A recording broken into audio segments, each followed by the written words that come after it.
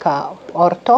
Eiropas Savienības projektu ietveros tiek realizētas ļoti nopietnas programmas, veikti arī vairāki tātad zinātniskie darbi. Programmas ir vairākas, tie ir slimnieki sadalīti pa slimību grupām, tie ir slimnieki ar reumatoīdu artrītu, teiksim, tie ir pacienti ar sistēmisko sarkano vilkēdi, tie ir pacienti ar seronegatīvu spondiloartropātiju, jeb agrāk mēs saucām Behtereva slimību, tie ir pacienti ar psoriātisku smagu artropātiju, tātad pacientu iekļaušana ārkārtīgi stingri pēc Eiropas prasībām, pēc iekļaušanas kritērijiem, jo bioloģiskie medikamenti, ko šeit mēs lietojam, patreiz tikai Eiropas programmas ietveros, pacienti saņem ļoti dārgus, bezmaksas medikamentus, ko mums patiešām dāvā Eiropas programma.